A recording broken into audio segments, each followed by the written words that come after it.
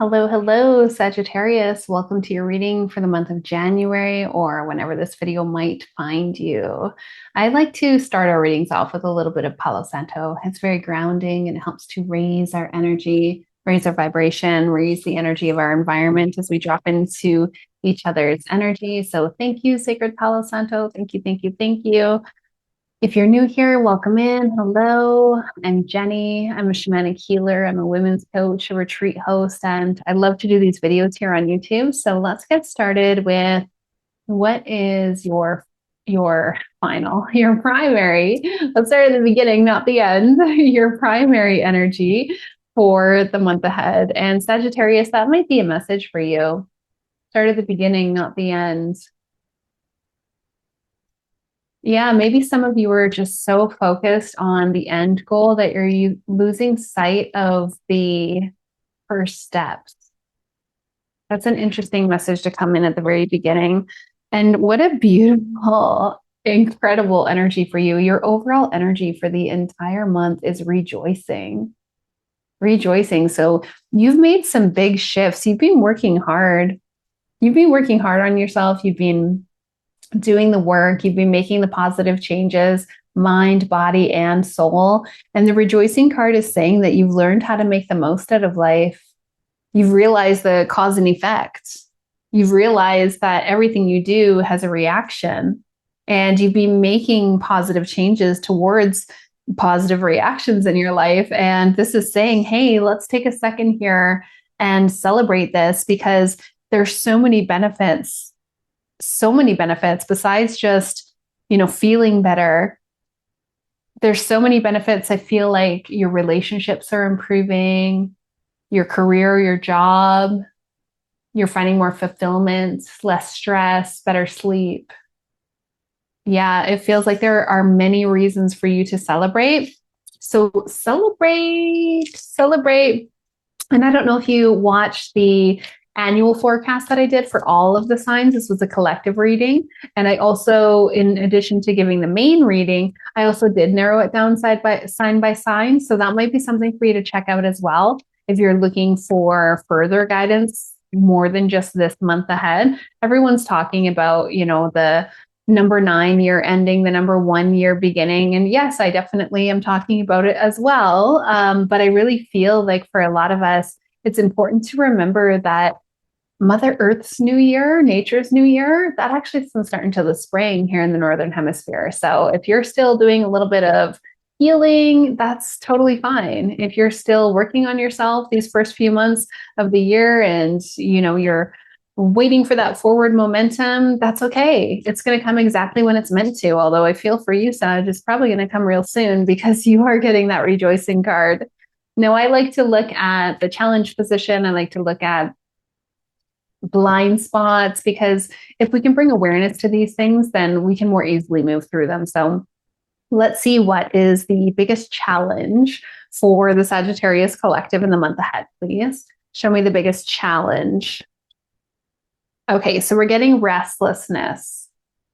Sag, you got to get out of your head and into your heart, okay? This card says that it's time to calm the waters of your mind. And I take that quite literally. Whenever I see this restlessness card, and I've seen it quite a bit myself, I'm a Virgo. So I try to tell a Virgo to get out of their head. Whenever I see this card, and again, it literally says, find a way to calm the waters of your mind, I always take that as truth.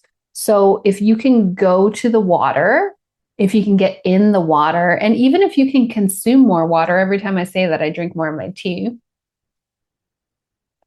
I just topped it up. I talk about how I drink tea a lot. And when it gets halfway down, I top it up. And then it gets halfway down, I top it up again. So that I'm just getting a little bit of flavor, but a lot of hydration. So how can you calm the waters of your mind? You could literally go to the water. Do you have a source of water near you? We usually do. Depending where you live, there's usually some source of water, a creek or a river, a lake, an ocean. In my case, a pond. We've got a pond here in our land, and my neighbor has a pond. So I can look at my office window at that pond, or I can go outside to the pond, sit by the pond. When we go near water, waters rule our emotions.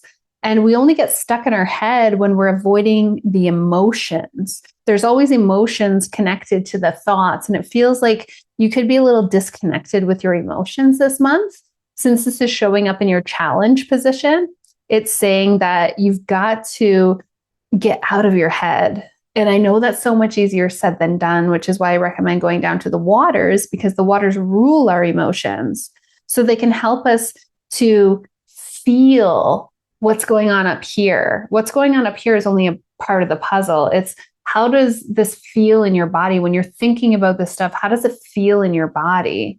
There's an emotion related to it, and we have to feel it in order to release it. That's why we get stuck in our head, because we're thinking about it. We're not feeling it. So whatever challenge or struggle or stress or worry or fear you've got going on this month, how can you feel it instead of thinking about it? And again, that could be easier said than done. And, that's okay. If you can't get to the water, or you want to try something else with water, getting in the water can be really helpful for calming the waters of our mind as well. So getting into a pink Himalayan salt bath, that's a really powerful psychic cleanser. That can be a great way for you to clear what's going on up here.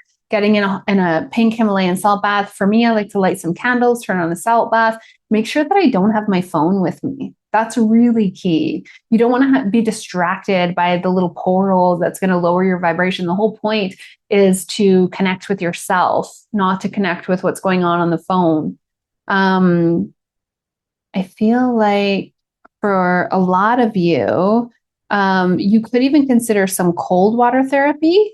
So a little bit of like the last couple minutes of your shower, you could turn the cold water on, or if you've got a lake nearby, you could actually get in the cold water. It's winter here, so depending where you're watching, the water might be quite frigid. I don't know about you, but I'm a fair weather friend, but for some reason, I really like to do that polar plunging. I don't know why I like it so much.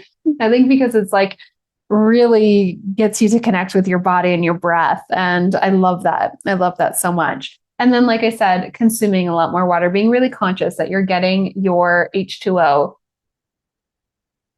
And when we're drinking our water, we want to make sure we're not only getting the water, but we're actually able to absorb it. So you want to make sure you're getting your electrolytes as well. Adrenal cocktails, things like that. Let's see what is showing up for the Sagittarius collective in their blind spot, please. And I'm also getting this restlessness. Like some of you could really benefit from writing, doing a brain dump, getting some of those words out onto paper. You've got to move the energy of what's going on in your mind space. Even exercise can be really helpful for moving that energy. When you feel like you're stuck in your head, go for a walk, lift some weights, do some yoga. What's in the Sagittarius collective's blind spot in the month ahead? What does Sag need to know about their blind spots in January, please?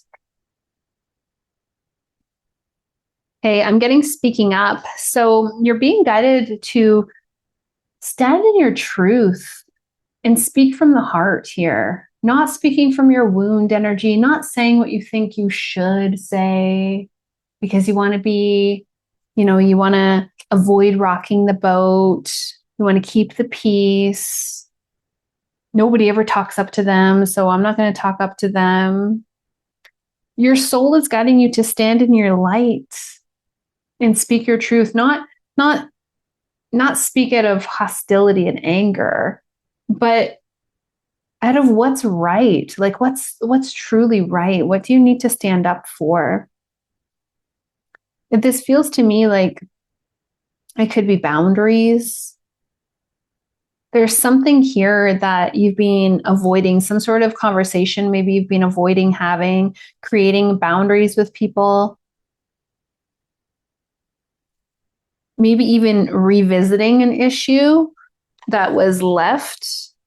Maybe you've brought something up before and it was just kind of swept under the rug, and now you feel like it's time to bring it up again. It's coming up in your blind spot. So this isn't the obvious thing that you're thinking. When I say like, okay, who do you need to stand in your light and speak your truth to?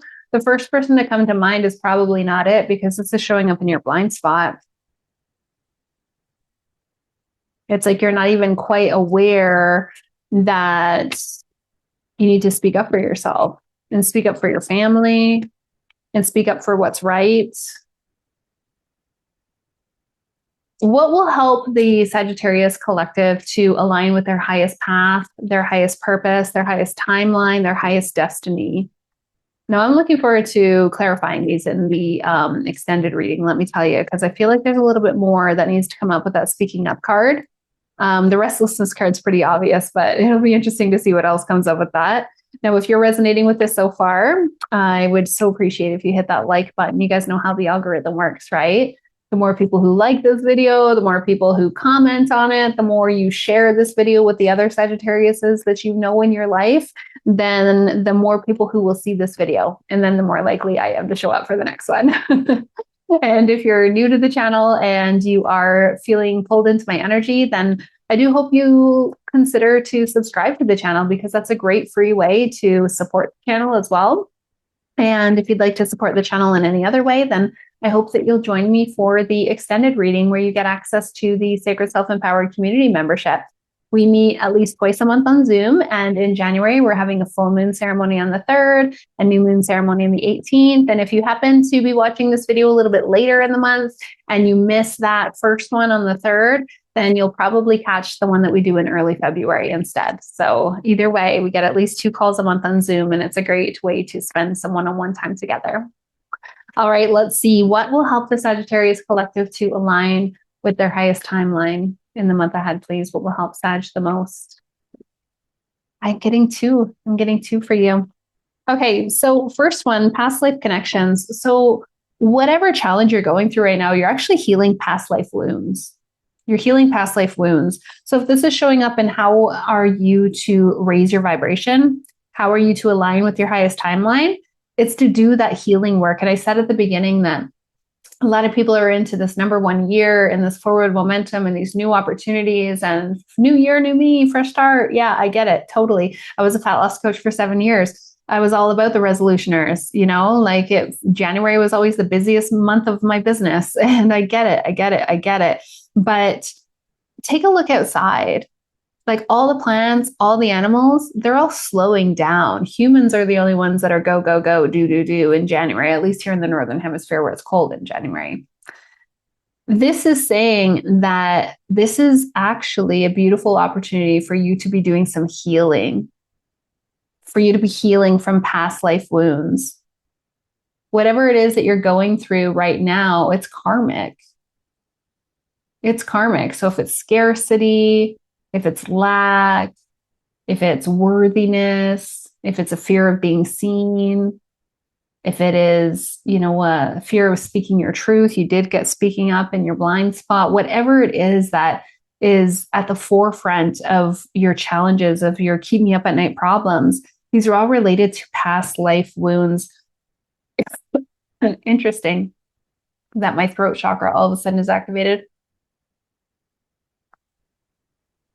I think that's a big one for a lot of you. Speaking up for yourself. And remember, we're always attracting what's familiar to us. So, for those of us who are raised where we weren't able to speak up for ourselves, and we find ourselves in relationships where we're not able to speak up for ourselves. There's something here karmic about past lives. And then also in how do you align with your highest timeline? I got the surrender card.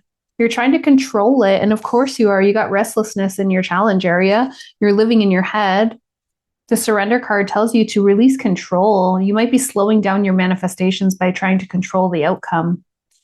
The thing is, you don't even know how good it could get.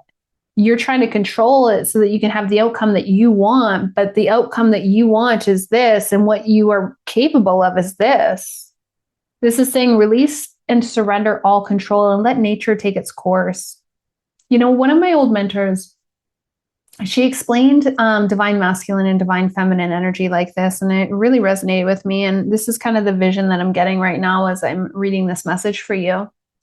And she said that masculine energy is like the boulder in the river. And when the water comes down the river, it flows around the border and it creates the current. And the boulder is required, it's needed. It's needed to create that current. And the feminine energy is in flow. It comes around the boulder. It's the water, right? And both of them are needed. Both of them are required. And that masculine energy is solid and rigid, and it doesn't move, and it's strong. And those are all wonderful qualities, but you're being called to release and surrender all control, to step into that divine feminine energy of trusting, of receiving. And take gender out of this. It's not about your gender at all. We all have masculine and feminine energy. We all have divine masculine and divine feminine. We all have toxic masculine and toxic feminine. This is about connecting with your divine feminine energy, your intuition, your own natural divine intuitive gifts, and allowing yourself to receive, because there's a lot coming towards you. I can feel it. You got rejoicing as your primary energy. There's some very, very, very good coming your way. Yeah. Let's get one final message for the Sagittarius Collective before we move into the extended reading. And like I said, I do hope that you'll join me there. You can find the link to join down below in the description box there. And don't forget to check out the other placements in your chart, Sag. You can watch for your sun sign, your moon sign, your rising, your Venus, or anywhere else that you feel is relevant to you. And if you're anything like me, you might be a cross watcher. I watch for my children. I watch for my husband. I like to see what's going on for them as well. And let's see, what is the final message for the Sagittarius Collective for the month ahead, please? What is this final message? You got two once again. Okay, final message. You got two very interesting messages to come out here together, okay? We've got old habits and natural born leader. So old habits say that you might be creating pain for yourself here. This is the card of self-sabotage. What old habit is getting in your way? What old habit is stopping you from moving forward? Is it this ruminating in your head? Is this procrastination? Is this avoidance? Is this not listening to your body? Is this not getting enough sleep? Is this doom scrolling? Is it eating too much junk food? Is it drinking? Whatever this is, only you know what your current flavor of self-sabotage is, okay? This is your overall arching energy, a final message for you. You also got natural born leader. So this card says that you are stepping into your role as a natural born leader. You were meant to lead others. You were born to lead others. It is a part of your purpose. So with that, what are you going to do with that? You have to speak up. You can't be a leader if you're not going to speak up, right? And maybe you're meant to lead your family. Maybe you're meant to lead a business. Maybe you're meant to lead a group. But you're definitely meant to lead here. Some of you are cycle breakers, and you're meant to lead your family onto a path of healing. And when I say family, I mean extended family, your parents, your siblings. When I jump into the extended reading, I'm going to clarify each and every one of these cards, and then I'm going to pull a card from the Raise Your Vibration Oracle by Kyle Gray, as well as the Finding Inner Peace Oracle by Olivia Berkey. And I'll be doing that over there on the extended. So I do hope to see you there, Sagittarius.